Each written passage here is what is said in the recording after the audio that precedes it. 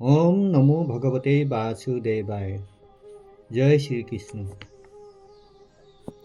শ্ৰীমদ ভাগৱত গীতা এনে এখন গ্ৰন্থ যিয়ে মানুহক জীয়াই থাকিবলৈ সঠিক দিশ দেখুৱায়। ভাগৱত গীতাই জীৱনত ধৰ্ম, কৰ্ম আৰু প্ৰেমৰ পাঠ শিকায়। ভাগৱত গীতাৰ জ্ঞান মানৱ জীৱন আৰু জীৱনৰ পৰৱৰ্তী জীৱনৰ কাৰণে উপযোগী বুলি গণ্য কৰা হয়। গীতা হ'ল সম্পূৰ্ণ জীৱন দৰ্শন, আৰু যি ব্যক্তিয়ে ইয়াক যথাযথভাৱে অনুসৰণ কৰিব পাৰে সেই ব্যক্তি সৰ্বশ্ৰেষ্ঠ হয়। ভাগৱত গীতাত মুঠ 18টা অধ্যায় আৰু 700টা শ্লোক আছে, যিটো সকলোৰে পক্ষত প্ৰতিদিন পাঠ কৰা আৰু উপলব্ধি কৰা সম্ভৱপৰ নহয়।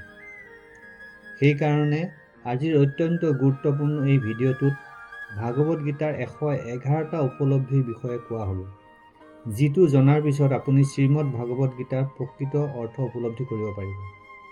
সেয়েহে আপুনি প্ৰতিদিন এই ভিডিঅ'ত এবাৰ নিশ্চয় শুনিব। তেনেহ'লে আহক আগুৱাই যাওঁ পৃথিৱীৰ সেই মহাজ্ঞানৰ ভাণ্ডাৰৰ দিশে, যিবোৰ ভগৱান শ্ৰীকৃষ্ণই স্বয়ং নিজ মুখে প্ৰকাশ কৰিছিল। প্ৰভু শ্ৰীকৃষ্ণই কৈছে, এই সংসাৰ মোৰেই তৈয়াৰী। মায়াৰ দ্বাৰা আচ্ছন্ন এই সংসাৰ মোৰ দ্বাৰাই সৃষ্টি হৈছে। ময়েই এই সংসাৰৰ পালনকৰ্তা, আৰু ময়েই সকলোবোৰ বিনাশো কৰোঁ। মই অতীত, বৰ্তমান আৰু ভৱিষ্যতৰ সকলো প্ৰাণীকে জানো, কিন্তু বাস্তৱতে মোক কোনেও জানিব নোৱাৰে। ভগৱানে কৈছে, যেনেকৈ প্ৰকাশৰ জ্যোতি অন্ধকাৰত জলমল কৰে, ঠিক একেই ধৰণে সত্যও জলমল কৰে। ইয়াৰ কাৰণে মনুষ্য সৰ্বদা সত্যৰ পথত থকা উচিত। মৃত্যু হ'ল এটা অটল সত্য, যাক কোনোদিন পৰিৱৰ্তন কৰা সম্ভৱ নহয়। যেতিয়াৰ পৰা এই সংসাৰ নিৰ্মাণ হৈছে, তেতিয়াৰ পৰাই জন্ম আৰু মৃত্যুৰ চক্ৰ চালিত হৈ আছে। যেনেকৈ মানুহে তাৰ পুৰণা বস্ত্ৰ পৰিত্যাগ কৰি নতুন বস্ত্ৰ পৰিধান কৰে, ঠিক তেনেভাৱে আত্মায়ো তাৰ পুৰণা জীৰ্ণ শৰীৰ পৰিত্যাগ কৰি নতুন শৰীৰ ধাৰণ কৰে। এইটোৱেই হ'ল প্ৰকৃতিৰ নিয়ম। এই কঠিন সত্যক মানি লৈ ভয়মুক্ত হৈ বৰ্তমানত জীয়াই থকা উচিত। নিজৰ মনৰ ভিতৰৰ পৰা বেয়া গুণবিলাকক পৰিত্যাগ কৰাৰ কথা কোৱা হৈছে। ভাগৱত গীতাত কোৱা হৈছে, দম্ভ, অহংকাৰ, লোভ, মোহ, খং, ৰাগ আৰু অজ্ঞানতা, এইবোৰৰ পৰা মানুহে সৰ্বদা দূৰত থকা উচিত। সৎ গুণ, সৎ আচৰণবিলাক মানুহে নিজৰ জীৱনত ধাৰণ কৰা উচিত, যাৰ ফলত জীৱনত পৰম শান্তিৰ অনুভূতি হয়। প্ৰভু শ্ৰীকৃষ্ণই আৰু কৈছে, নহি জ্ঞানে সদৃশং পবিত্ৰ বিদ্যতে, অৰ্থাৎ এই সংসাৰত জ্ঞানৰ দৰে পবিত্ৰ অন্য কোনো বস্তুৱে হ'ব নোৱাৰে। শ্ৰদ্ধাৱান লভতে জ্ঞানম, অৰ্থাৎ জ্ঞানৰ প্ৰতি জিজ্ঞাসা থাকিলেহে জ্ঞান লাভ কৰা যায়। জ্ঞান মাৰাং শান্তিম, অচিৰেই জীৱনত শান্তি লাভ কৰাৰ কাৰণে সাধনা নহয়, বৰং জ্ঞানৰ প্ৰয়োজন হয়। তেওঁ সমগ্ৰ মানৱ জাতিকে উদ্দেশ্য কৰি অৰ্জুনক কৈছিল, যদি মনক বশ কৰিব নোৱাৰা, তেনেহ'লে সেই মন তোমাৰ চৰম শত্ৰু হৈ উঠিব। যদি সফল হ'ব বিচাৰা, তেনেহ'লে ভয়ক জয় কৰা। অৰ্জুনে যেতিয়া কৌৰৱৰ বিৰুদ্ধে যুদ্ধ কৰিবলৈ ৰাজি হোৱা নাছিল, তেতিয়া প্ৰভু শ্ৰীকৃষ্ণই তেওঁক ক'লে, স্বৰ্গত মহিমাত উত্তিষ্ঠাতে যুদ্ধ নিশ্চয়। হে অৰ্জুন, তুমি যুদ্ধ কৰা। নিহত হ'লে স্বৰ্গ পাবা, আৰু জয়ী হ'লে পৃথিৱী শাসন কৰিবা। সেয়ে যিকোনো কৰ্মত সফলতা পাবলৈ হ'লে মনৰ পৰা ভয়ক দূৰ কৰিব লাগিব। কৰ্মফলৰ বিষয়ত পৰমেশ্বৰ ভগৱানে গীতাত কৈছে, কৰ্মণ্যে বাধিকাৰস্থে মা ফলেষু কদাচন। গীতাৰ এই শ্লোকত ফলৰ আকাংক্ষা ব্যতীত কৰ্মৰ আদি ক্ষেত্ৰৰ ওপৰত জোৰ দিয়া হৈছে। আপুনি যদি কোনো কৰ্মৰ সফলতা বিচাৰে, তেনেহ'লে কৰ্মত মনোযোগ দিয়ে। তেতিয়াহে আপুনি বিভ্ৰান্তিহীন কৰ্ম কৰিবলৈ সক্ষম হ'ব। গীতাত কোৱা হৈছে, ফল কামনা কৰি কৰ্ম কৰিলে কৰ্মৰ ফালে কম আৰু কৰ্মৰ ফলৰ ফালেহে বেছি মনোযোগ থাকে। যেতিয়ালৈকে তুমি নিজৰ ওচৰত হাৰি নোযোৱা, তেতিয়ালৈকে এই পৃথিৱীৰ কোনেও তোমাক হৰুৱাব নোৱাৰে। দুৰ্বল তুমি নহয়, দুৰ্বল তোমাৰ সময়, আৰু সময় প্ৰত্যেকৰে পৰিৱৰ্তন হয়। যিসকল প্ৰকৃত জ্ঞানী ব্যক্তি, তেওঁলোক না মৃত ব্যক্তিৰ কাৰণে শোক কৰে, না তেওঁলোকৰ কাৰণে শোক কৰে যিসকল জীৱিত আছে, কাৰণ তেওঁলোকে জানে যিজন মৰি গৈছে সেইজন আকৌ জন্ম ল'ব, আৰু যিজন জীৱিত আছে সিও এদিন নিশ্চয় মৰি যাব। ভগৱান শ্ৰীকৃষ্ণই কৈছে, মনৰ শান্তিতকৈ ডাঙৰ সম্পদ এই পৃথিৱীত আৰু কোনো বস্তু নাই। যি ব্যক্তিয়ে নিজৰ মনক শান্ত ৰাখিবলৈ শিকি গৈছে তেওঁতকৈ ডাঙৰ ধনী এই সংসাৰৰ আৰু ক'তো নাই। সময় কেতিয়াও মানুহৰ তৈয়াৰী পথত নচলে, মানুহক সময়ৰ নিৰ্দেশিত পথত চলিব লগা হয়। ইয়াকেইতো নিয়তি বোলে। জীৱনটো তেতিয়া কঠিন যেন মনত অনুভৱ হয় যেতিয়া আমাৰ নিজকে পৰিৱৰ্তন কৰাৰ পৰিৱৰ্তে পৰিস্থিতিক পৰিৱৰ্তন কৰাৰ চেষ্টা কৰোঁ। কৰ্মই হ'ল সকলোতকৈ ডাঙৰ ধৰ্ম। ভগৱান শ্ৰীকৃষ্ণই গীতাত অৰ্জুনক উপদেশ দিবলৈ গৈ কৈছে, মনুষ্যই কৰ্ম কৰাৰ কাৰণেই পৃথিৱীত জন্মগ্ৰহণ কৰে, আৰু কৰ্ম নকৰাকৈ কোনেও ক্ষণকালো থাকিব নোৱাৰে। পৰিণামৰ কথা চিন্তা নকৰাকৈ মানুহে নিজৰ কৰ্তব্য পালন কৰি যোৱা উচিত। ক্ৰোধে মানুহক নৰকলৈ টানি লৈ যায়। ক্ৰোধ কৰাৰ কাৰণে মানুহৰ মন অশান্ত হৈ পৰে। আৱেগৰ বশৱৰ্তী হৈ তেতিয়া সি নিজৰেই ক্ষতি কৰে। প্ৰভু শ্ৰীকৃষ্ণই কৈছে, মনুষ্যই ক্ৰোধ পৰিত্যাগ কৰি চলিব লাগিব। যিমানেই খং-ৰাগ নহওক কিয় নিজকে নিয়ন্ত্ৰণ কৰাৰ প্ৰচেষ্টা কৰিব লাগিব। এই সংসাৰত আজি যিবোৰ বস্তু তোমাৰ হয় যোৱাকালি সেইবোৰ অন্য কাৰোবাৰ আছিল, আৰু অহাকালিলৈ সেইবোৰ অন্য কাৰোবাৰ হৈ যাব। তুমি এই পৃথিৱীলৈ খালী হাতেই আহিছিলা, আৰু তুমি খালী হাতেই ইয়াৰ পৰা উভতি যাব লাগিব। মনৰ ওপৰত নিয়ন্ত্ৰণ ৰখা অত্যন্ত জৰুৰী।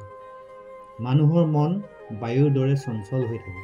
এই মনৰ কাৰণেই মানুহ কাম বাসনাৰ প্ৰতি আকৃষ্ট হৈ নিজৰ লক্ষ্যৰ পৰা ভ্ৰষ্ট হৈ যায়। যদি জীৱনৰ সফলতা পাবলৈ বিচাৰে তেনেহ'লে মনৰ ওপৰত নিয়ন্ত্ৰণ পোৱাটো খুবেই জৰুৰী। মনক নিজৰ বশ কৰিব পাৰিলে মস্তিষ্কৰ শক্তি কেন্দ্ৰীভূত হয়, আৰু তাৰ বাবে কৰ্মত সফলতা পোৱাৰ সম্ভাৱনা বৃদ্ধি পায়।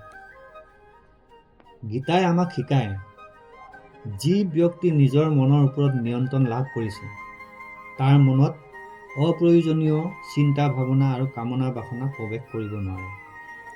সি অকাৰণত ইচ্ছা থাকিও নিজকে দূৰত ৰাখিব পাৰে, আৰু তাৰ লগতে ব্যক্তিয়ে নিজৰ লক্ষ্যকো খুব সহজেই জয় কৰি নিব পাৰে। সদা সন্দেহকাৰী ব্যক্তিয়ে নে এই জীৱনত শান্তি পায় নে অন্য জীৱনত, আৰু সেইকাৰণেই তুমি সন্দেহৰ প্ৰৱণতাৰ পৰা দূৰত থাকা। অধিক সন্দেহ কৰিলে মনৰ সমস্ত শক্তি নষ্ট হৈ যায়, আৰু মানুহৰ ভ্ৰমৰ বশৱৰ্তী হৈ আপোনজনৰ লগত সকলো সম্পৰ্ক নষ্ট কৰি পেলায়।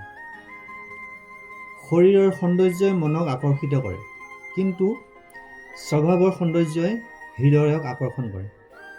সেইকাৰণে মানুহৰ স্বভাৱ সৰ্বদা নিৰ্মল হোৱা উচিত।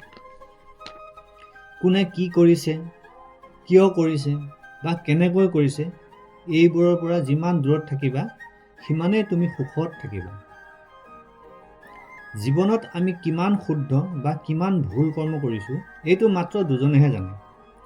এজন হ'ল পৰমাত্মা আৰু দ্বিতীয়জন হ'ল আমাৰ অন্তৰাত্মা। প্ৰভু শ্ৰীকৃষ্ণই কৈছে, যি ব্যক্তিৰ মাজত জ্ঞানৰ অভাৱ আৰু ঈশ্বৰৰ প্ৰতি বিশ্বাসৰ অভাৱ থাকে সেই ব্যক্তিয়ে জীৱনত কেতিয়াও আনন্দ আৰু সফলতা লাভ কৰিব নোৱাৰে। মানুহৰ দুখৰ প্ৰধান কাৰণ হ'ল তাৰ মোহ।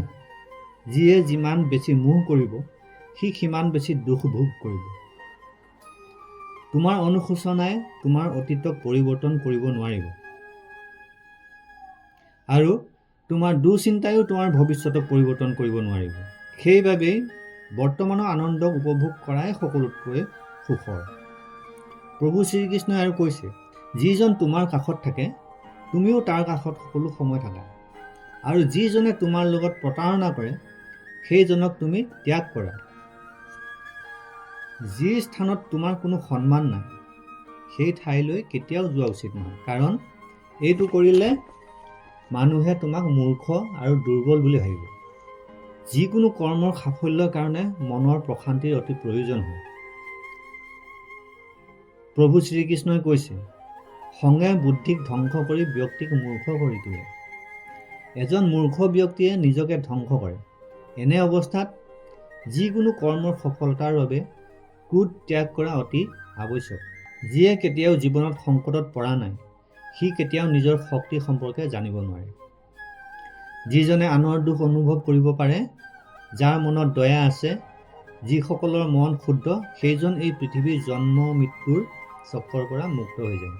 যিজনে আনৰ দুখ অনুভৱ কৰিব পাৰে, যাৰ মনত দয়া আছে, যিসকলৰ মন শুদ্ধ, সেইজন এই পৃথিৱীৰ জন্ম মৃত্যুৰ চক্ৰৰ পৰা মুক্ত হৈ যায়। ভাগৱত গীতাৰ এটা ডাঙৰ শিক্ষা হ'ল যে কাৰোবাক কিবা দিয়াৰ পিছত কেতিয়াও অহংকাৰ কৰা উচিত নহয়। কিয়নো কোনে ক'ব পাৰে তুমি তাক সেইটো দান দিছা নে পূৰ্বজন্মৰ ঋণ পৰিশোধ কৰিছা। যিসকল ব্যক্তি অহংকাৰী হয়, সিহঁতৰ ঐশ্বৰ্য, বৈভৱ আৰু প্ৰতিষ্ঠা তিনিটাই নাইকিয়া হৈ যায়। যদি বিশ্বাস নহয়, তেনেহ'লে ৰাৱণ, কৌৰৱ আৰু কংসলৈকে চোৱা, যিসকলৰ অতিৰিক্ত অহংকাৰৰ কাৰণে নিজৰেই ধ্বংস কৰিছিল। যদি কাৰোবাক বিশ্বাস কৰিব লগা হয়, তেনেহ'লে তাৰ কথাই নহয়, তাৰ ব্যৱহাৰো লক্ষ্য কৰা। অতিৰিক্ত খং ৰাগৰ সময়ত অলপ চুপ হৈ থাকিলে বা ভুলৰ সময়ত অলপ ক্ষীৰ নোট কৰিলে জীৱন আৰু সহজ হৈ উঠিব। ভগৱানে কৈছে, যি ব্যক্তিয়ে মোক জানি গৈছে, সি এই কষ্টৰে ভৰা পৃথিৱীৰ জন্ম মৃত্যুৰ চক্ৰৰ পৰা মুক্তি পাই যায়। যি ব্যক্তিয়ে ভাগৱত গীতা পঢ়ে আৰু তাৰ উদ্দেশ্য অনুসৰণ কৰে, তাৰ জীৱনৰ পৰা সমস্ত দুষ্কৰ্মৰ প্ৰভাৱ নষ্ট হৈ যায়। তোমাৰ ভাগ্যত যি আছে, সেইটো দৌৰি আহিব তোমাৰ কাষলৈ, আৰু যিটো তোমাৰ ভাগ্যত নাই, সেইটো আহিও আকৌ উভতি গুচি যাব। ধুমুহাই যেনেকৈ নদীত থকা নৌকাক পথভ্ৰষ্ট কৰি দিয়ে, সেইদৰে বাসনাই মানুহৰ বুদ্ধিক ভ্ৰষ্ট কৰি দিয়ে। যিজন মানুহ সুখে দুখে মান অপমানে শান্ত থাকিব পাৰে, সেইজন মানুহ মোৰ অতি প্ৰিয়। বুদ্ধিমান ব্যক্তিয়ে যেতিয়া সম্বন্ধ ৰখা বন্ধ কৰি দিয়ে, তেতিয়া বুজি লোৱা উচিত যে তেওঁৰ আত্মসন্মানৰ ক'ৰবাত নহয় ক'ৰবাত আঘাত লাগিছে। মানুহ এই কাৰণে দুখী নহয় যে সি ঈশ্বৰৰ অস্তিত্বক বিশ্বাস নকৰে। মানুহ এই কাৰণে দুখী কাৰণ তেওঁ ঈশ্বৰৰ জ্ঞানক বিশ্বাস নকৰে। সময় সমাগত হ'লে সকলোবিলাকেই বিচৰা মতে পোৱা যায়। সময়তকৈ আগতে কিবা পোৱাৰ ইচ্ছাই হ'ল দুখৰ প্ৰধান কাৰণ হৈ পৰে। যিসকলে প্ৰেমক জঘন্য বুলি কয়, তেওঁলোক মূৰ্খ। এই জগত প্ৰেমৰ দ্বাৰাই তৈয়াৰ হৈছে।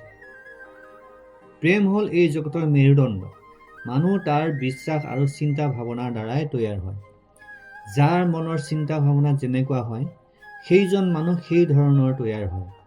এই সংসাৰত ভাগ্যতকৈ বেছি আৰু সময়তকৈ আগতে না কোনোবাই কিবা পাইছে আৰু না কেতিয়াবা পাব। মুখৰ পৰা বাহিৰ হোৱা কথাৰ মাজত সংযম থকা অত্যন্ত জৰুৰী। কাৰণ মুখৰ কথাৰে কাৰোবাক যি আঘাত দিব পাৰে, সেই আঘাতৰ ক্ষতস্থান কোনোদিন পূৰ নহয়। প্ৰভু শ্ৰীকৃষ্ণই কৈছে, ধৰ্মৰ কাৰণে যুদ্ধ কৰিবলৈ শিকা, অধৰ্মৰ শত্ৰু হ'বলৈ শিকা, আৰু যিসকল তোমাৰ আপোন, তেওঁলোকৰ কাৰণে ত্যাগ কৰিবলৈ শিকা। সত্য সদায় পানীত ভাসমান তেলৰ দৰে হয়। তুমি যিমানেই মিছাৰ জল ঢালা, সত্য সদায় ওপৰতেই থাকিব। জীৱনৰ এটি অমূল্য শিক্ষা হ'ল, খুব আনন্দৰ সময়ত কাৰো ওচৰত কোনো প্ৰতিজ্ঞা নকৰিবা। খুব খঙৰ সময়ত কাকো উত্তৰ নিদিবা। আৰু যেতিয়া খুব দুখ হ'ব, তেতিয়া কোনো বিষয়ত সিদ্ধান্ত নল'বা। যদি কোনো মানুহে সমগ্ৰ জগতখনকে জানি যায় বা সমগ্ৰ সংসাৰখনকে জানি যায়, কিন্তু সি নিজকে নেজানিবও পাৰে, তেনেহ'লেও সেই মানুহ নিৰ্বোধভাৱে থাকি যায়।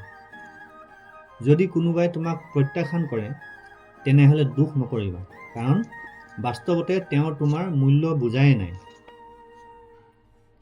যি সম্পৰ্কই তোমাৰ অন্তৰ ব্যথিত কৰিব পাৰে, সেই সম্পৰ্কতকৈ গভীৰ সম্পৰ্ক আন একোৱেই হ'ব নোৱাৰে। যি সম্পৰ্কই তোমাক কান্দিবৰ বাবে বাধ্য কৰায়, তাতকৈ দুৰ্বল আৰু কোনো সম্পৰ্ক হ'ব নোৱাৰে। সৰ্বদা শান্ত থাকিবলৈ শিকা, তেতিয়াহে তুমি নিজকে মজবুত কৰিব পাৰিবা। উত্তপ্ত লোহাক গৰম অৱস্থাতেই যিকোনো ৰূপলৈ পৰিৱৰ্তন কৰা যায়, কিন্তু ঠাণ্ডা হৈ গ'লে সেই লোহাই বহুত বেছি মজবুত হৈ যায়। জ্ঞানী ব্যক্তি হ'ল সেইজন যিয়ে অন্যক দেখে আৰু তাৰ পৰা শিক্ষা লাভ কৰে, কিন্তু তাক কেতিয়াও ঈৰ্ষা নকৰে। এই পৃথিৱীত কোনো কাৰো আপোন নহয়। মৃতদেহক শ্মশানলৈ লৈ যোৱাৰ সময়ত আপোনজনে প্ৰশ্ন কৰে, আৰু কিমান সময় লাগিব? জীৱনত দুখ পোৱাও জৰুৰী, নহ'লে সুখৰ গুৰুত্ব অনুভৱ কৰা নাযায়। এই পৃথিৱীত একমাত্ৰ মাতৃ আৰু পিতৃয়ে হ'ল দুজন ব্যক্তি, যিয়ে সৰ্বদা বিচাৰে যে সিহঁতৰ সন্তানে সিহঁততকৈও বেছি উন্নতি কৰে। সময়, বন্ধু আৰু সম্পৰ্ক হ'ল এই তিনিটা বস্তু যি আমি বিনামূল্যে পাইছোঁ। কিন্তু এইবোৰৰ মূল্য আমি তেতিয়াহে বুজিব পাৰোঁ যেতিয়া কোনোবা এটা আমাৰ জীৱনৰ পৰা হেৰাই যায়। জীৱনত কিছু দুখ আমাৰ এনেকুৱাও থাকে যিয়ে আমাক জীয়াই থাকিব নিদিয়ে। আকৌ জীৱনত কিছুমান কৰ্তব্য এনেকুৱা থাকে যিয়ে আমাক মৰিবও নিদিয়ে। তুমি যত ইচ্ছা ভাল কৰ্ম কৰি যোৱা, তোমাৰ প্ৰশংসা একমাত্ৰ শ্মশানতহে হ'ব। যদি তুমি কোনো ব্যক্তিক এবাৰ ক্ষমা কৰি দিয়া, তেনেহ'লে তেওঁ জ্ঞানী।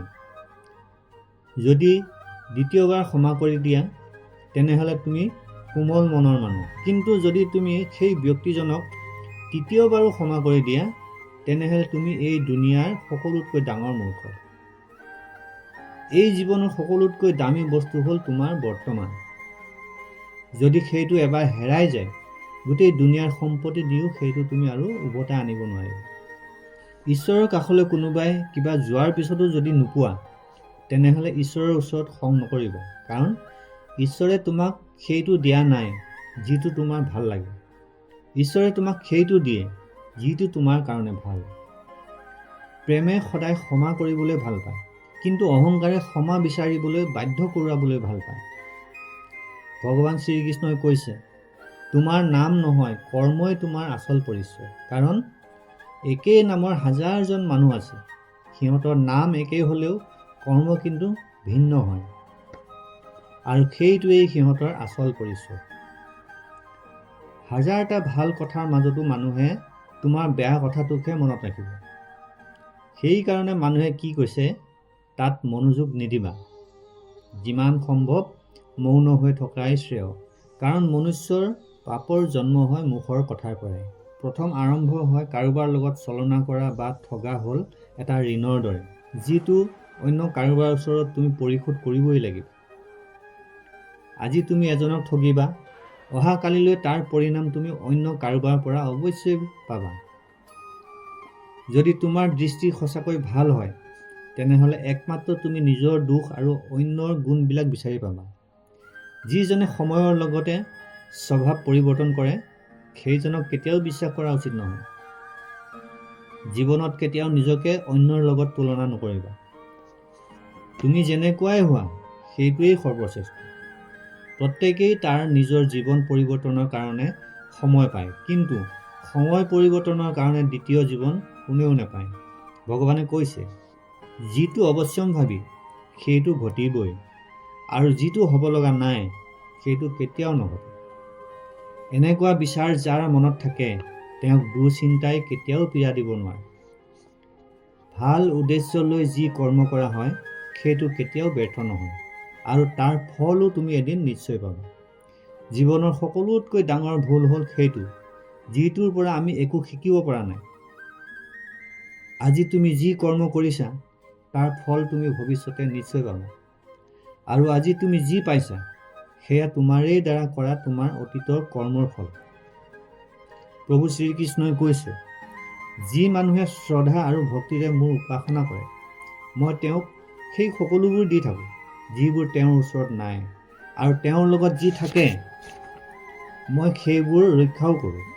কাক কি আৰু কিমান ক'ব লাগিব, যদি তুমি শিকি লোৱা তেনেহ'লে তোমাৰ জীৱন সাৰ্থক হৈ যাব।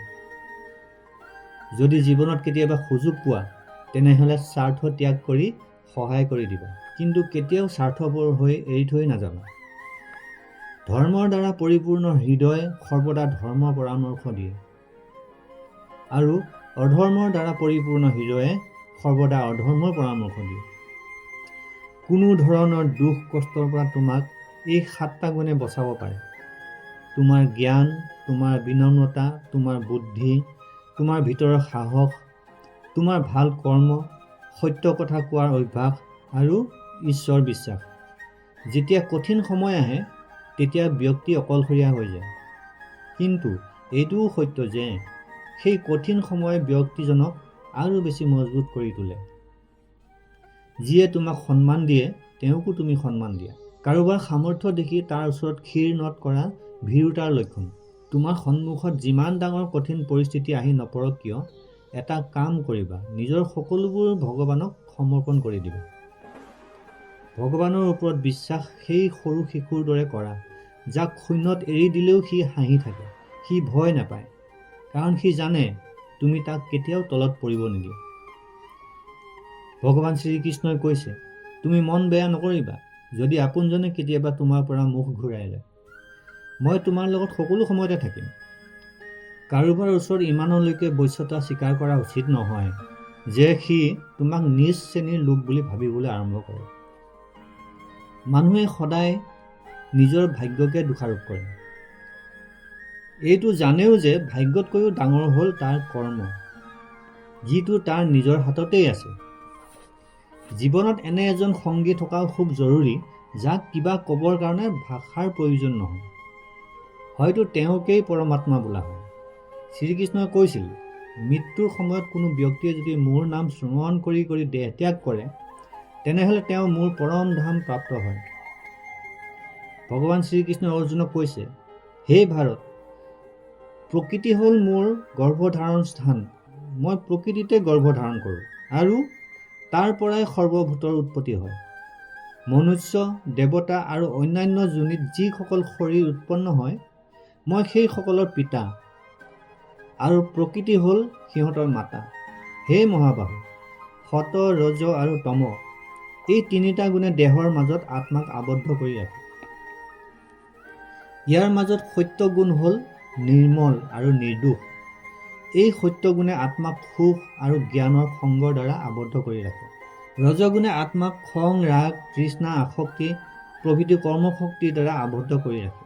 আৰু তমোগুণ হ'ল জীৱৰ ভ্ৰান্তি আৰু অজ্ঞানতাৰ কাৰণ। এই তমোগুণে আমোদ, প্ৰমোদ, আলস্য আৰু নিদ্ৰাৰ দ্বাৰা আত্মাক আবদ্ধ কৰি ৰাখে। যেতিয়াই সকলো ইন্দ্ৰিয়ৰ দ্বাৰত জ্ঞানৰ প্ৰকাশ হয় বা নিৰ্মল জ্ঞান উৎপন্ন হয়, তেতিয়া বুজিবা সত্য গুণ বৃদ্ধি পাইছে। যেতিয়া লোভ, লালসা প্ৰকাশিত হয়, তেতিয়া বুজিবা ৰজগুণ বৃদ্ধি পাইছে। আৰু যেতিয়া মোহ মায়াই আগুৰি আহি বুদ্ধি বিপৰ্যয় ঘটায় আৰু কৰ্তব্যত অনীহা আহে, তেতিয়া বুজিবা যে তমোগুণে প্ৰাধান্য পাইছে। সত্যগুণ প্ৰাপ্ত অৱস্থাত যদি জীৱই দেহ ত্যাগ কৰে, তেন্তে তাৰ স্বৰ্গলোক প্ৰাপ্ত হয়। যদি ৰজোগুণত থকা অৱস্থাত দেহ ত্যাগ কৰে, তেতিয়া পিছৰ জন্মত কৰ্মী হৈ মনুষ্য যোনিত জন্মগ্ৰহণ কৰে। আৰু যদি তমোগুণ অৱস্থাত দেহ ত্যাগ কৰে, তেতিয়া মূৰ্খ, পাগল অথবা অবিবেকী হৈ এই জাতীয় বিভিন্ন যোনিত জন্মগ্ৰহণ কৰে। হে অৰ্জুন, মই অব্যক্ত ৰূপে সমস্ত জগত ব্যাপী আছো। সমস্ত জীৱসকল মোতেই অৱস্থিত, কিন্তু মই তাত নাই। যেনেকৈ আইনাত তুমি নিজৰ প্ৰতিবিম্ব দেখা পোৱা, অৰ্থাৎ তুমি আইনাৰ মাজতে আছা, কিন্তু আইনা তোমাৰ মাজত নাই। হে কন্তেয়, কল্পৰ শেষত সমস্ত জীৱ মোতেই বিলীন হয়। আকৌ কল্পাৰম্ভত পুনৰ জীৱই মোৰ পৰাই নিৰ্গত হয়। মই নিজে প্ৰকৃতিক নিজৰ নিয়ন্ত্ৰণত ৰাখি নিজ নিজ কৰ্ম নিমিত্তে স্বভাৱ অনুযায়ী জীৱগণক বাৰম্বাৰ সৃষ্টি কৰি থাকোঁ। মোৰ অধিষ্ঠানৰ কাৰণে এই জগত প্ৰসৱ হয়। এই কাৰণেই জগত বাৰম্বাৰ উৎপন্ন হয়। হে কন্তেয়, যিসকলে অন্য দেৱতাক ভক্তিযুক্ত হৈ পূজা কৰে, সিহঁতেও মোকেই পূজা কৰে, কিন্তু সিহঁতে শাস্ত্ৰবিধি অমান্য কৰে। ময়েই সৰ্বযজ্ঞৰ ফলদাতা আৰু ভোক্তা। এই তত্ত্ব নাজানে বুলিয়েই সিহঁতে পুনৰাই এই সংসাৰত পতিত হয়। যিসকলে দেৱগণৰ পূজা কৰে, সিহঁতে দেৱলোক। যিসকলে পিতৃগণৰ পূজা কৰে, সিহঁতে পিতৃলোক। যিসকলে যক্ষ, ৰাক্ষস আদিৰ পূজা কৰে, সিহঁতৰ ভূতলোক প্ৰাপ্ত হয়। কিন্তু যিসকলে মোক ভজনা কৰে, তেওঁলোকে মোকেই প্ৰাপ্ত কৰে। যিসকলে মোক পত্ৰ, পুষ্প, ফল, জল ইত্যাদি ভক্তিপূৰ্বক দান কৰে, মই সেই ভক্তৰ উপহাৰ গ্ৰহণ কৰোঁ। প্ৰভু শ্ৰীকৃষ্ণই দেহৰ লগত আত্মাৰ সম্পৰ্কক খুব সুন্দৰভাৱে ভাগৱত গীতাত তুলি ধৰিছে। জীৱৰ মূল সত্তা কি? দেহৰ লগতেই বা আত্মাৰ সম্পৰ্ক কি? আত্মাৰ স্বৰূপ কি? এইবিলাক জটিল বিষয়বস্তু খুব সূক্ষ্মাতি সূক্ষ্মভাৱে ভগৱান শ্ৰীকৃষ্ণই গীতাত তুলি ধৰিছে। আমাৰ মূল সত্তাক অৱগত কৰাৰ মানসেৰে প্ৰথমেই আত্মা স্বৰূপ সম্পৰ্কে ভগৱানে ধাৰণা দিছে। আত্মাই যি দেহক আশ্ৰয় কৰি অৱস্থান কৰে সেই দেহক নশ্বৰ বুলি কোৱা হৈছে, কিন্তু আত্মা হ'ল অবিনশ্বৰ। তেনেহ'লে এতিয়া এই প্ৰশ্নৰ উত্তৰ বিচাৰিব লাগিব যে আমি আচলতে কি? দেহটো যদি নশ্বৰেই হয় তেনেহ'লেতো তাৰ ধ্বংস অনিবাৰ্য। তেনেহ'লে যদি আমি ধ্বংস হৈ যাওঁ, কৰ্মফল ভোগ কৰে কোনে? দেহটো যিহেতু নশ্বৰ, সেয়ে এই দেহটো মই নহয়। যিহেতু আত্মা অবিনশ্বৰ আৰু নিত্য, সেয়ে আত্মাটোৱে হৈছোঁ মই। মোৰ মূল সত্তাটোৱে হ'ল মই। এটা আত্মা যিয়ে এটা শৰীৰক আশ্ৰয় কৰি থাকে। শৰীৰটো আত্মাৰ এটা আৱৰণ মাত্ৰ, যিটো ভগৱানে আৰু স্পষ্ট কৰি কৈছে। যেনেকৈ মানুহে তাৰ পুৰণা বস্ত্ৰবিলাক ত্যাগ কৰি নতুন বস্ত্ৰ ধাৰণ কৰে, সেই ধৰণে জীৱাত্মাও পুৰণা শৰীৰ ত্যাগ কৰি নতুন দেহ ধাৰণ কৰে। বৰ্তমান আমি এই দেহকে আশ্ৰয় কৰি জীয়াই আছোঁ। কেতিয়াবা কোনো এক সময়ত পুৰণা বস্ত্ৰৰ দৰে এই দেহক পৰিত্যাগ কৰি কৰ্মফল অনুযায়ী নতুন এটা দেহ আমি ধাৰণ কৰিম। এইটোৱে হ'ল প্ৰকৃতিৰ বিধান। ইয়াত কিন্তু ভগৱানে আমাক জীৱাত্মা বুলি সম্বোধন কৰিছে। ইয়াৰ মানে হ'ল আমি হ'লো আত্মা, তেন্তে জীৱাত্মা আৰু পৰমেশ্বৰ হ'ল ভগৱান। যিহেতু সৰ্বভূততে তেওঁ অৱস্থান কৰে, সেয়ে তেওঁ হ'ল পৰমাত্মা। যিহেতু আমাৰ জন্ম হৈছে, সেয়ে আমাৰ মৃত্যু অৱশ্যম্ভাৱী। কিন্তু জন্ম আৰু মৃত্যু কোনো সৃষ্টি বা বিনাশ নহয়। গীতাৰ ভাষাত এইটো হ'ল দেহ পৰিৱৰ্তন কৰাৰ এটা নিয়ম মাত্ৰ। যাৰ জন্ম হৈছে তাৰ মৃত্যু নিশ্চিত, আৰু যাৰ মৃত্যু হৈছে তাৰ জন্ম হোৱাটো নিশ্চিত। তেন্তে যি অৱশ্যম্ভাৱী তাৰ কাৰণে আমি শোক কৰা উচিত নহয়। এইটো হ'ল ভাগৱত গীতাৰ সকলোতকৈ ডাঙৰ উপলব্ধি। যিসকলে এই শৰীৰটোক সৰ্বোচ্চ বুলি মনতে ভাবে, সিহঁতে কেৱল দুখহে ভোগ কৰে। কিন্তু যিসকলে জানে যে এই শৰীৰটো মই নহয়, মই এটা জীৱাত্মা, মোৰ বিনাশ নাই, সিহঁতে কেতিয়াও কোনো কষ্টত ব্যথিত নহয় বা অধিক আনন্দত প্ৰভাৱিতও নহয়। বিষয় চিন্তা কৰোঁতে কৰোঁতে মানুহৰ তাৰ প্ৰতি আসক্তি জন্ম হয়। আসক্তিৰ পৰা কামনা, কামনাৰ পৰা ক্ৰোধ, ক্ৰোধৰ পৰা মোহ, মোহৰ পৰা স্মৃতি ভংশ, স্মৃতি ভংশৰ পৰা বুদ্ধি নাশ, আৰু বুদ্ধি নাশ হ'লেই বিনাশ ঘটে। কিন্তু যাৰ ইন্দ্ৰিয় প্ৰসন্ন চিত্ত আৰু বুদ্ধি ঈশ্বৰত থিত, তেওঁহে অমৃত লাভ কৰে। আৰু যিজন অযুক্ত, যাৰ চিত্ত ঈশ্বৰত সমাহিত নহয়, তাৰ আত্মা বিষয়ক বুদ্ধিও নহয়। যাৰ আত্মা বিষয়ক বুদ্ধি চিন্তা নাই, তাৰ শান্তিও নাই। আৰু যাৰ শান্তি নাই, তাৰ সুখ ক'ত? আমাৰ মনে সকলো ইন্দ্ৰিয়কে পৰিচালনা কৰে। যেতিয়া সকলো ইন্দ্ৰিয় মনৰ অধীন আৰু প্ৰজ্ঞাৱান, যাৰ ইন্দ্ৰিয় সকলো বিষয়ৰ পৰা নিবৃত হৈছে, তাৰ প্ৰজ্ঞা প্ৰতিষ্ঠিত হৈছে বুলি জানি ল'বা। যেনেকৈ নদীৰ জলধাৰা সমুদ্ৰত প্ৰৱেশ কৰি বিলীন হৈ যায়, তেনেকৈ আত্মিকতাত স্থিত ব্যক্তিত বিষয় প্ৰৱেশ কৰিলেও তাতে চিত্ত বিক্ষিপ্ত নহয়, বৰং স্থিৰ হৈ থাকে। এনেকুৱা স্থিৰ আত্মাৱান ব্যক্তিয়ে শান্তি লাভ কৰে। কিন্তু যোনে ভোগ কামনা কৰে, তেওঁ শান্তি নাপায়। যি ব্যক্তিয়ে সমস্ত কামনা ত্যাগ কৰি নিষ্ক্ৰিয় হৈ বিচৰণ কৰে, যিয়ে মমতা শূন্য আৰু অহংকাৰ শূন্য, তেওঁহে শান্তিপ্ৰাপ্ত হয়। হে পাৰ্থ, এই স্থিতপ্ৰজ্ঞ অৱস্থাই হ'ল ব্ৰাহ্মী স্থিতি। এই অৱস্থা প্ৰাপ্ত হ'লেই জীৱৰ আৰু কোনো মোহ নাথাকে। মৃত্যু কালতো যদি এই অৱস্থা বিদ্যমান থাকে, তেতিয়া তেওঁ ব্ৰহ্মত লীন হৈ যায়, অৰ্থাৎ সেই আত্মাই মোক্ষ লাভ কৰে। তৃতীয় অধ্যায়ত অৰ্জুনৰ প্ৰশ্নৰ উত্তৰত শ্ৰী ভগৱানে কৰ্মযোগত অৱতাৰণা কৰিছে। ইয়াতো নিষ্কাম কৰ্মৰ উপায়ৰূপে প্ৰথমতে আত্মাত সন্তুষ্ট আত্মাৰাম জ্ঞানীৰ ভাৱানুযায়ী ফল শক্তি বৰ্জন কৰি কৰ্ম কৰাৰ উপদেশ দিছে। তাৰ পিছত অহংকাৰ বৰ্জিত নিৰ্লিপ্ত বুদ্ধিৰে কৰ্ম কৰাৰ উপদেশ দিছে। প্ৰভুৱে কৈছে, বিবেক বুদ্ধিৰ দ্বাৰা সমস্ত কৰ্ম মোক সমৰ্পণ কৰা। ইয়াতো শ্ৰী ভগৱানে কৰ্মযোগৰ সহজ পন্থা স্পষ্ট কৰি নিৰ্দেশ কৰি দিছে। ঈশ্বৰত সমস্ত কৰ্ম সমৰ্পণ কৰিব লাগিব, তেতিয়াহে আমাৰ সেই কৰ্মৰ ফল আকৌ আমাৰ ওপৰত প্ৰয়োগ নকৰিব। ঈশ্বৰত সমস্ত কৰ্ম সমৰ্পণ কৰিব লাগিব, তেতিয়াহে আমাৰ সেই কৰ্মৰ ফল আকৌ আমাৰ ওপৰত প্ৰয়োগ নকৰিব। ভগৱানে তেওঁৰ অনন্ত কৃপাগুণেৰে আমাৰ সমস্ত কৰ্মভোগ কৰ্তন কৰি মোক্ষৰ অধিকাৰী কৰি দিব।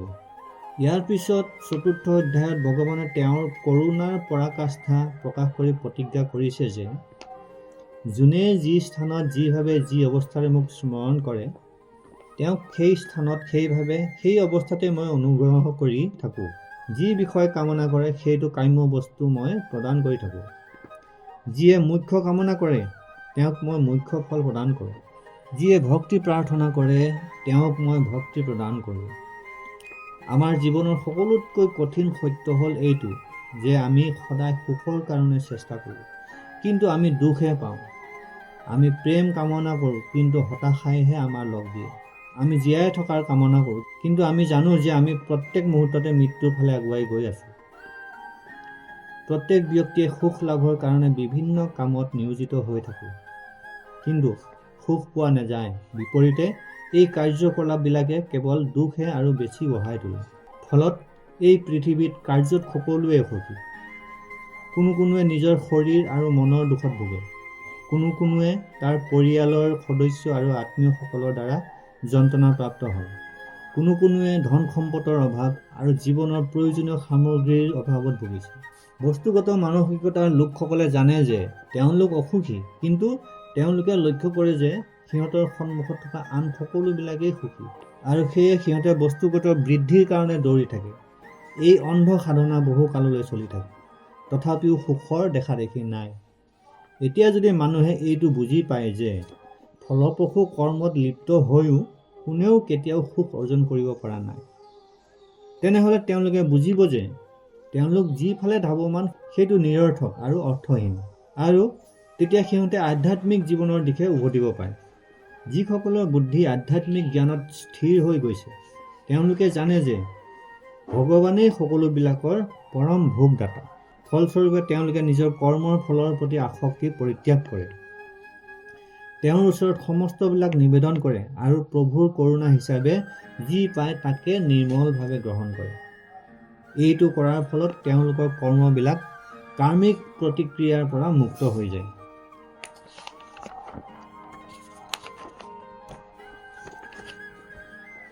শ্ৰোতা দৰ্শক বন্ধুসকল, আমি আশা কৰিছোঁ ভাগৱত ভক্তিৰ এই কথাবিলাক হয়তো আপোনাৰ ভাল লাগিছে। সনাতন ধৰ্মৰ আৰু বেছিকৈ প্ৰচাৰৰ নিমিত্তে গীতাৰ এই সাৰ কথা আপোনাৰ আপোনজনৰ লগতো শ্বেয়াৰ কৰক, যাতে তেওঁলোকেও পৰমাত্মাৰ স্নেহ ছায়াত অপাৰ শান্তি লাভ কৰিব পাৰে আৰু আপোনাৰো তাতে মংগল হওক। আপোনাক এটা অনুৰোধ, ভিডিঅ'টোত এটা লাইক অৱশ্যই কৰিব।